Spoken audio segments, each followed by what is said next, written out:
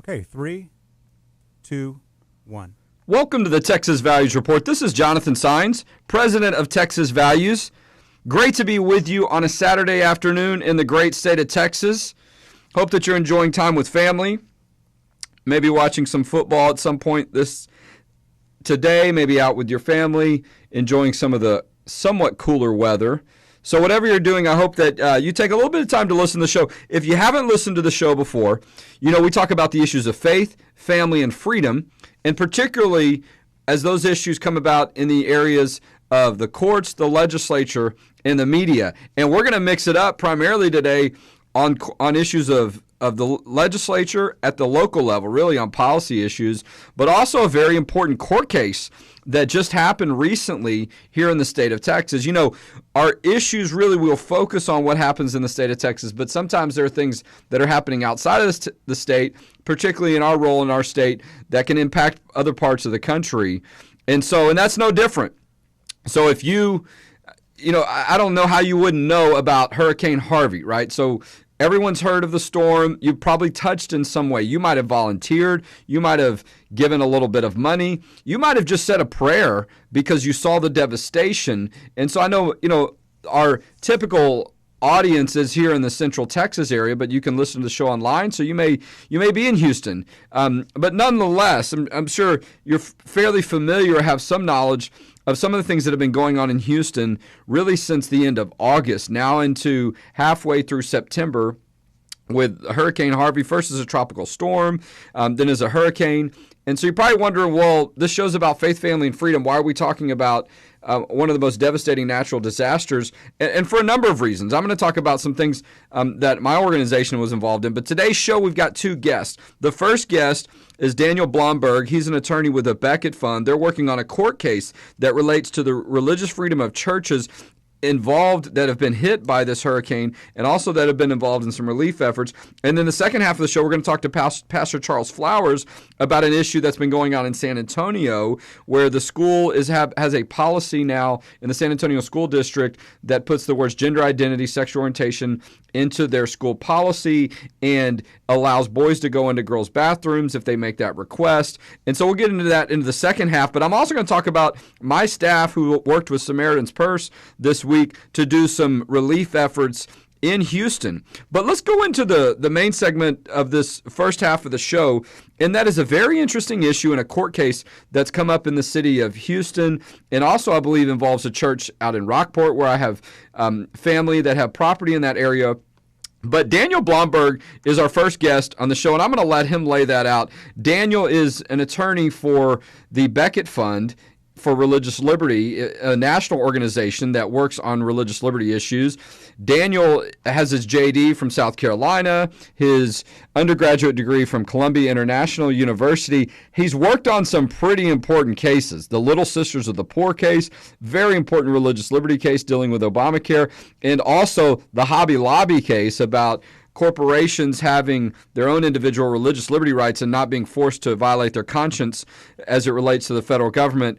But let's talk about the main case, and let's welcome to the Texas Values Report, Daniel Blomberg. Daniel, welcome to the show.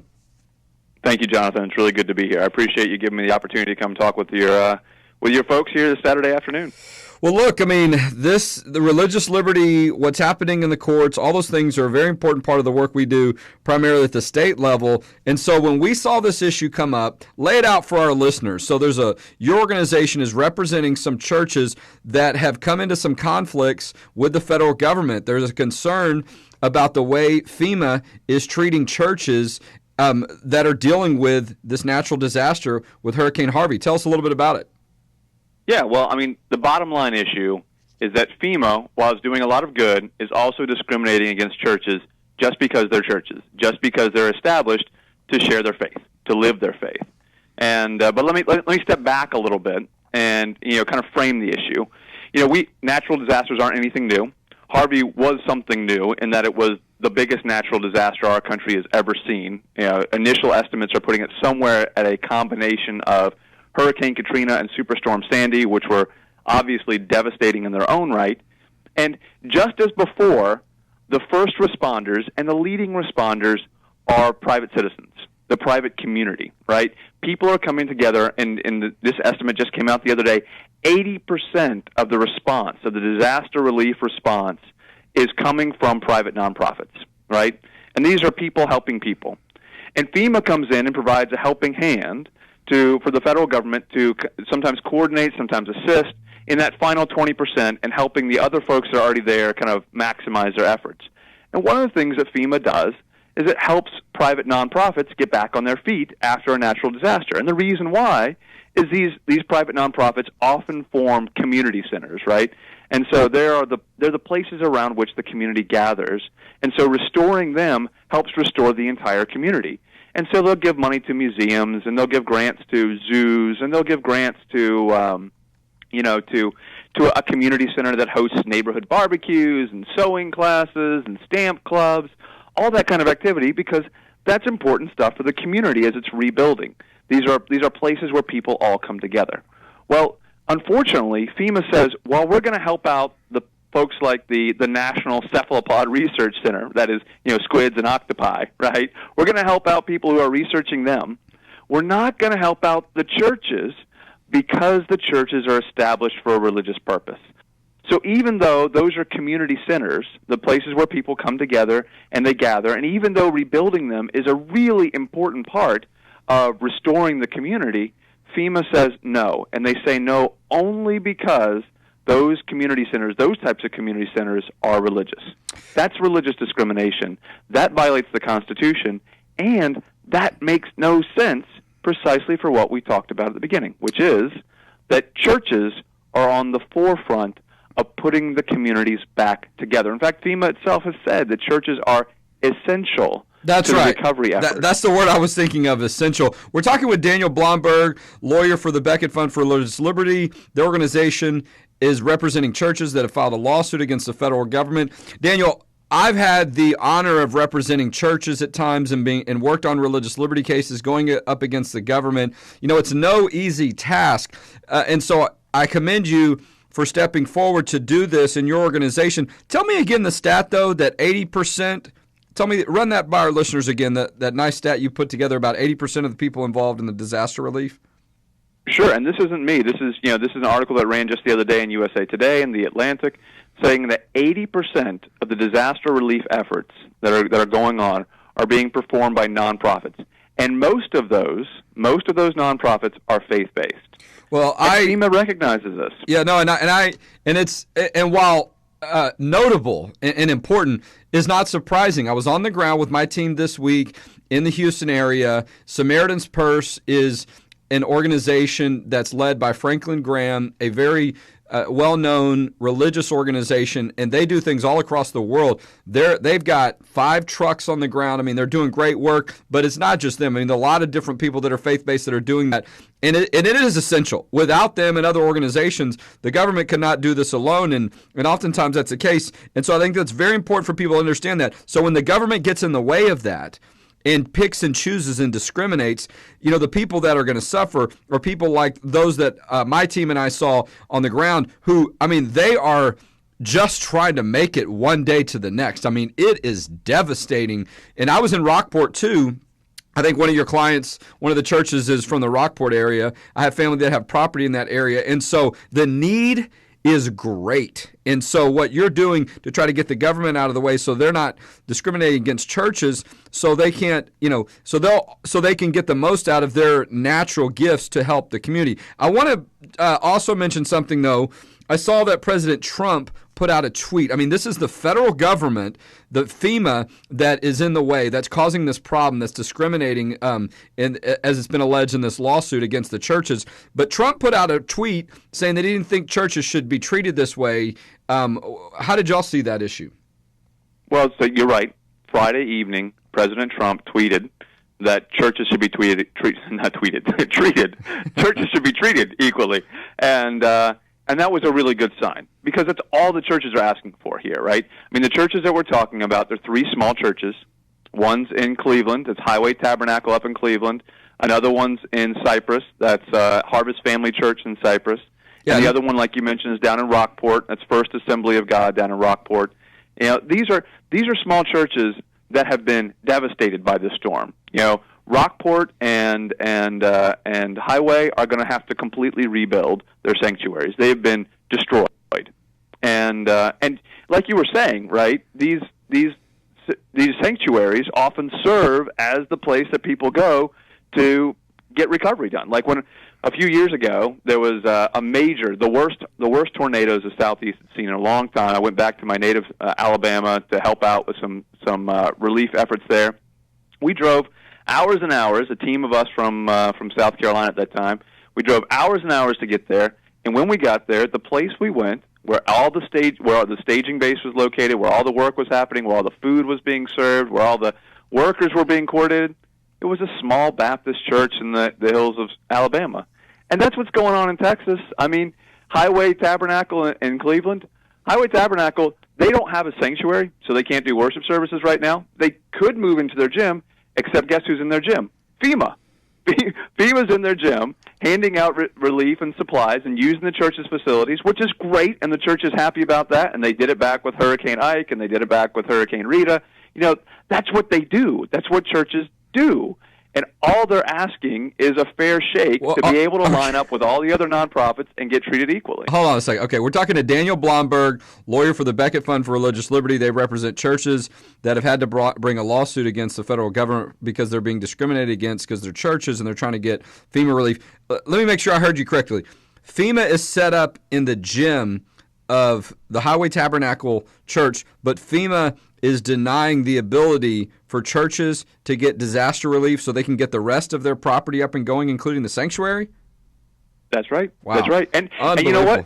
Highway Tabernacle is happy that FEMA is there. They're happy that the county relief efforts are there. They want them there, and they'll not kick them out. They've got 70 evacuees living in the second floor of their gym right now. They've got over a dozen families living there. The kids are going to school. They're catching the school bus out in front of Highway Tabernacle. The mail is being delivered for these families to Highway Tabernacle because they've got nowhere to go.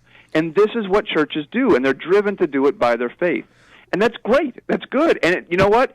It's the museums and the zoos and the community centers aren't doing this, right? They're not doing this, and that's okay too.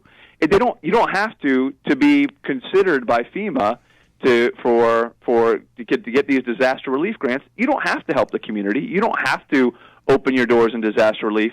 But it makes no sense to say to churches, even though you're doing above and beyond what we require for the other kind of nonprofits, we're not going to help you when you're trying to get back on your feet. It doesn't make sense. It actually hurts the community. That's right. I mean, and it just really kind of highlights how troubling it is when these type of things happen. Because, I mean, it also is an opportunity for the churches to show, or for people to see, if you will, the value of their work and naturally what they do. And so it doesn't make any sense at all. So the lawsuit was filed in September. What's next? What's going on right now as far as the court process? So we are in front of the court. We have asked, this is an emergency situation. These churches are trying to rebuild right now. They need help right now, just like so many other houses of worship across the state of Texas and Louisiana and in Florida and in my city of Charleston, right? I mean, these houses of worship have been hit hard. And so we're in front of the court asking the court for emergency relief. And you know what FEMA's doing? FEMA is doing two things that are really disappointing. Not only do they have this discriminatory policy, but they came into court just the other day and they said, that tweet from President Trump, we're not paying any attention to it. We don't think that binds us. We're going to keep following our policy, which discriminates against churches. That's really unfortunate, and that's terrible for the churches that are trying to put their lives and communities back together right now. They're trying to pick up the pieces. Well, and the other thing that FEMA said... Yeah, go ahead. No, go ahead. All right, so the other thing that FEMA said, and this really got my goat, I'm going to be honest. They said these churches are trying to skip ahead in line, that they're asking the court to give a quick ruling. They're trying to get ahead in line. That's crazy. I mean, that is just crazy sauce. There's nothing in the regulations that say about any other nonprofits, hey, if you're established to research cephalopods, we're not going to help you, right? And there's no other history of, like happened to Mount Nebo Baptist Church, a small African-American church in New Orleans after Hurricane Katrina.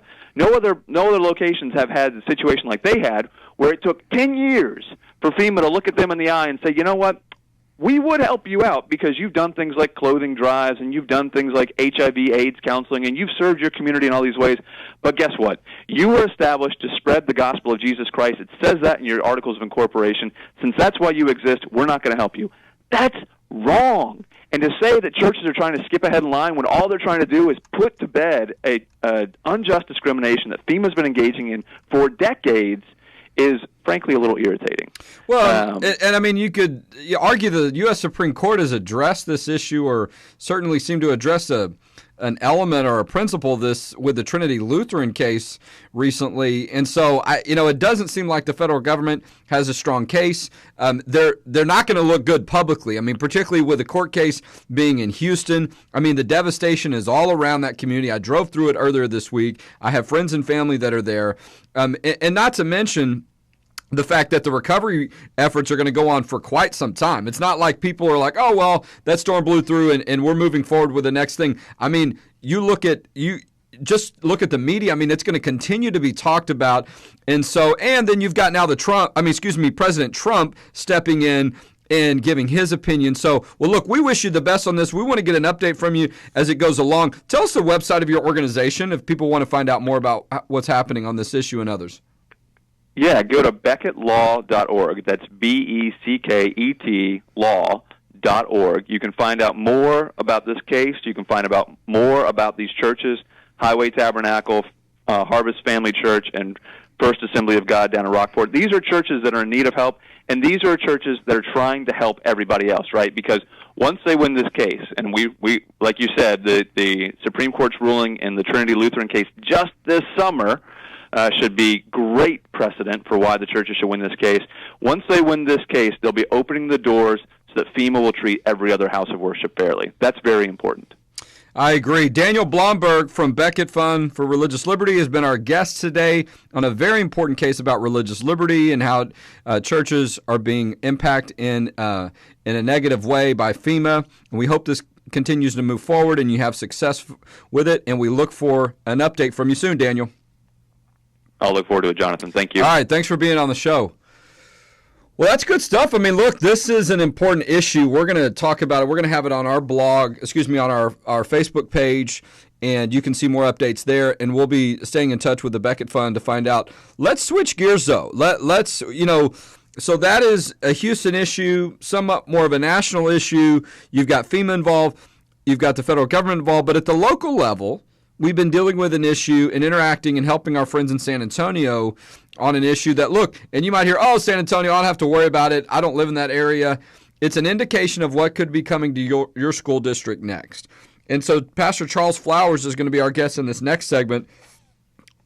And what's been going on is the San Antonio School District, behind closed doors, put together a policy and then voted on it with really no notice to parents that adds sexual orientation, gender identity, and gender expression to their discrimination protection for students, faculty, and staff, and applies to issues that relate to bathrooms, shower rooms, and locker rooms.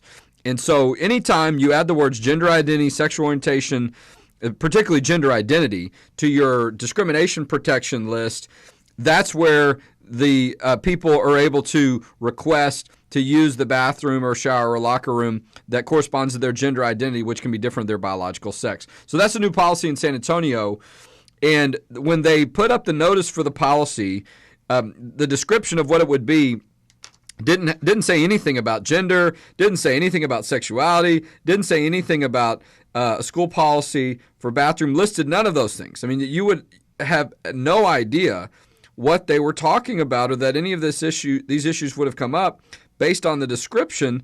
And here's the description. It said approval of revision board policies DIA local, FFI local, and FFH local. What does that mean? You would have had no idea.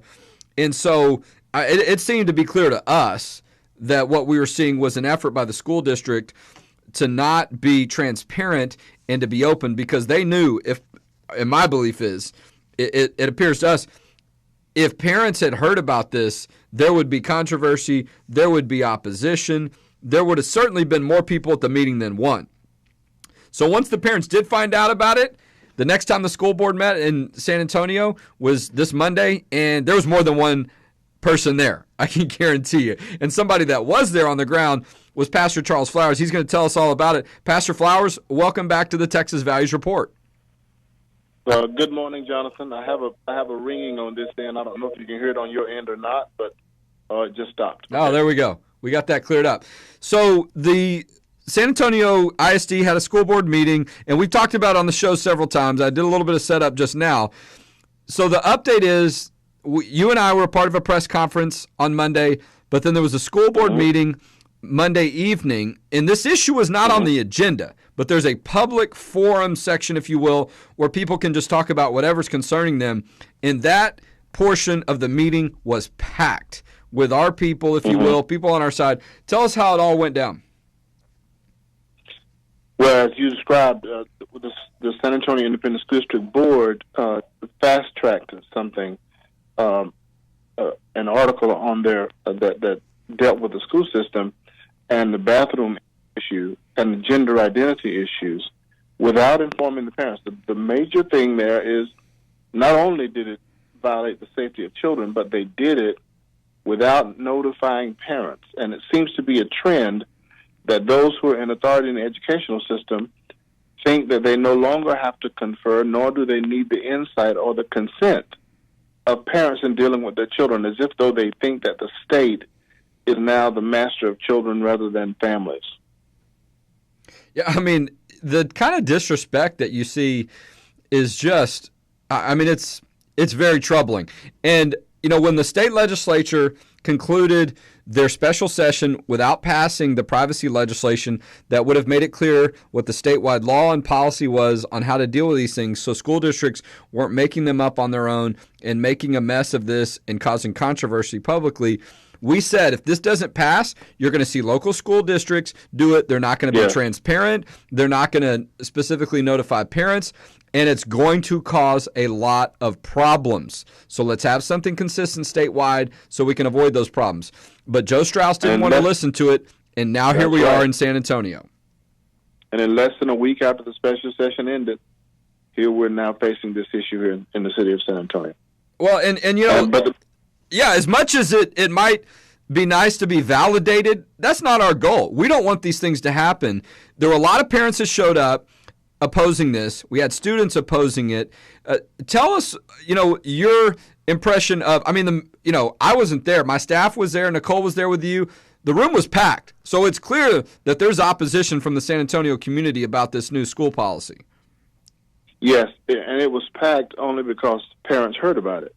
And there's a reason for where they landed in terms of the school district. There are several school districts here in our city. San Antonio Independent School District covers majorly the part of the inner city. They're usually democratically aligned. The voters are, and then many of them don't feel like they're the kinds of people who can get in front of a camera or in front of a podium or in front of officials and speak. So it was a well-thought-out strategy on the part of those who are trying to push this to start at SAISD. But the point is, they want to start there. They're not just trying to grab this district and run off with it. They're really using this to set a precedence for every district in San Antonio. There are some districts they know this won't fly in, but they thought that it would fly in SAISD, and they're wrong. The parents have risen up, and there are some efforts ongoing. Some of the things I'm keeping under my hat because it's strategic, but I can tell you this without the shadow of a doubt: the parents in SAISD and the students in SAISD, the students are adamantly opposing what this policy has done. Not so much that it's an LGBTQIAA thing, and whatever alphabet is at the end of that cause, but because it was done without any consideration for trauma and for sexual violations that other students have undergone, and this policy doesn't regard them at all. So the students are fired up, and so are the parents. And we're working things that need to be worked. I think that ultimately we'll be able to get the strong attention of SAISD and get the policy rescinded. Well, and what we've seen in Fort Worth and other parts of the state, these are things that continue to go on and are efforts that can be won, but it doesn't happen in 1 week. It doesn't happen in one meeting. Sometimes it does, but rarely. So people, you're gonna hear us talk about this again. If you haven't been able to get involved yet, you can. You can go to our website, txvalues.org. We've got a way that you can directly email and call the school board. You can sign a petition. You can get involved. We need parents and students that live in San Antonio School District to come to the meeting this coming Monday evening, and we'll have information on our website and on our Facebook social media pages about it. If you know people that live in that area, you need to let them know what's going on. Pastor Flowers, we appreciate the work that you're doing. You live in San Antonio. This is your community. I know that it matters to you. I know it matters to people that attend your church. And, we couldn't be more happy to be able to be there with you, partner, come alongside you, and help you with the work that you're doing. And so we're going to have you come back when we get an update on this issue. But I know probably before that, I'm going to see you in person. Yes, okay. All right. Well, Pastor Flowers, thanks for being our guest on the show today. We're about out of time. 30 minutes goes by quick sometimes. And a lot that we covered, but really two big issues. And go to our website, txvalues.org.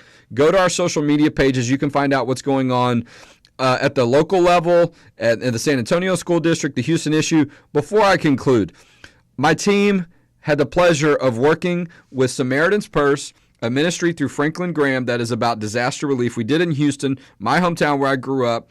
Just a very humbling experience. I will just tell you that. I mean, we got into the nitty-gritty at someone's home, gutting it, taking things out, trying to, really just pull everything out so maybe they could salvage the home and put it back into place and rebuild at some point. But it is some tough work going on in Houston, and people are suffering. Don't forget about them. There are a lot of great charities out there. Support what you feel called to support. But if you're thinking about one that one you haven't heard of or you want to know about, Samaritan's Purse is a great way to support the efforts, and they are on the ground in Houston. That's it for this week of the Texas Values Report. Go to txvalues.org. You can donate to our work if you like the work that we do as well, and you can learn more about faith, family, and freedom in Texas.